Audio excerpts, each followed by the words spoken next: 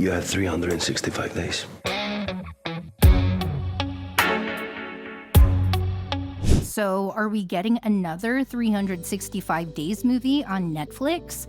Let's dig into all the details we've got on this upcoming flick. So, if you were holding out hope for another installment in Laura and Massimo's whirlwind romance, things might seem a bit uncertain. But hey, never say never, right? Despite not winning over the critics, the 365 Days saga was a hit on Netflix. So, who knows, maybe the fans will get what they're clamoring for. It's been a while since the next 365 Days hit screens back in August 2022, and while the trilogy might not have scored high with reviewers, it sure found its audience, becoming one of Netflix's top picks in the steamy movie category.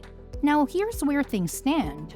Author Blanka Lipińska hasn't penned a fourth book yet, so it's possible this could be the end of the road. But hey, the movies took some pretty wild detours from the books, leaving plenty of room for Netflix to cook up some new plot lines if they're game. As of April 2024, a fourth 365 Days flick hasn't been greenlit, but don't lose hope just yet. Here's the scoop on what we might expect if 365 Days 4 ever sees the light of day. When might we see 365 Days 4 hit Netflix?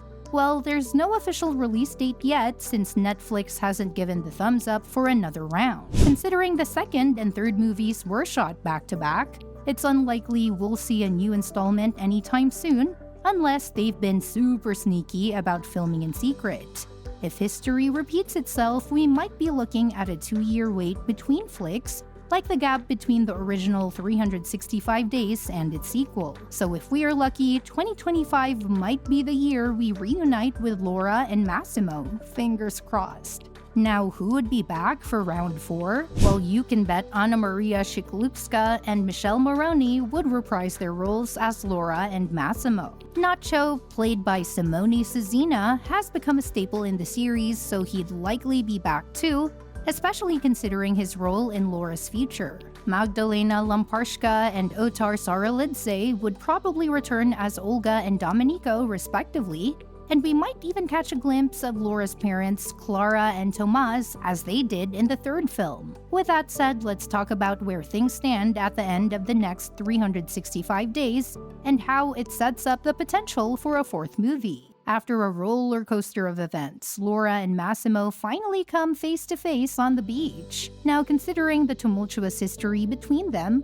Laura braces herself for what could be Massimo's wrath, especially after he finds out about her rendezvous with Nacho. But surprise, surprise, Massimo's surprisingly calm. He shares his feelings about being hurt by Laura's inability to confide in him about their loss, quoting a childhood story about letting go and seeing if it comes back. Laura, in turn, acknowledges Massimo's potential as a father, hinting at her feelings, but the movie leaves us hanging on whether she's fully back in Massimo's arms. So if there's a fourth flick, it's likely to pick up right where this tension-filled beach scene left off. We're talking about Laura deciding between Massimo and Nacho. And trust me, there's bound to be more relationship drama in store.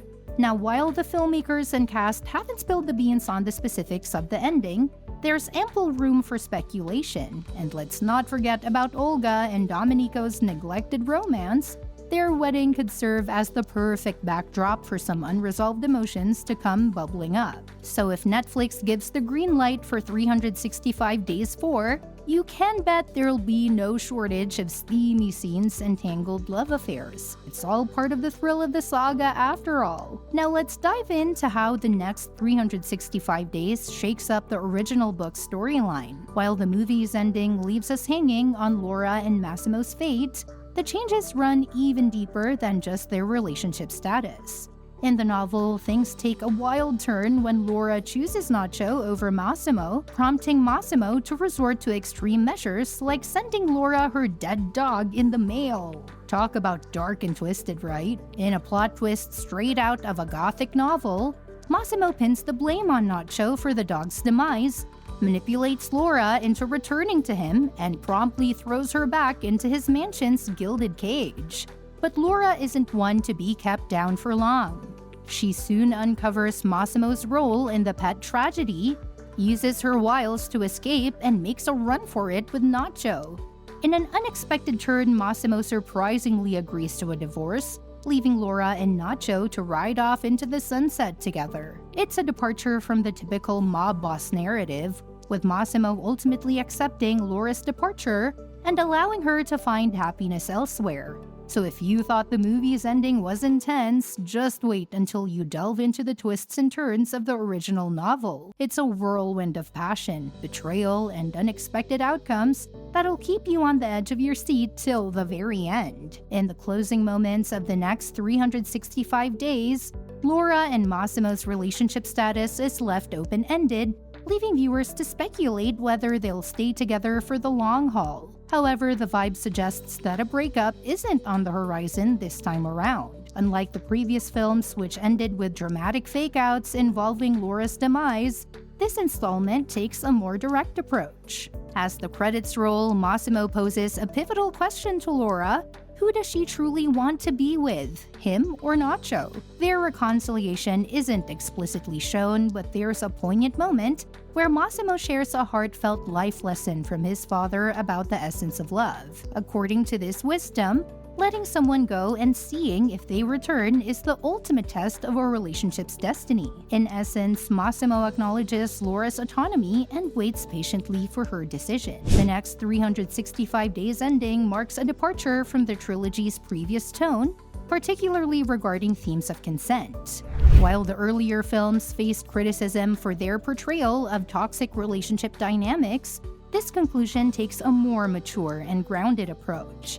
It grants Laura agency and depicts Massimo as understanding and supportive, a stark contrast to the previous installment's controversial themes. Ultimately, while the next 365 days ending doesn't provide a definitive answer about Laura and Massimo's future, it underscores the importance of their decision being a mutual one. It's a surprising twist that adds depth to the series and acknowledges some of its most common criticisms, making for a thought-provoking conclusion to the trilogy. Critics and fans alike haven't been too thrilled with the next 365 days ending. Jessica Kiang from Variety described the trilogy's plotting as bone-tired, reflecting a sentiment shared by many. Despite the criticism, the movies have remained popular on Netflix, with reactions from YouTubers adding to their buzz.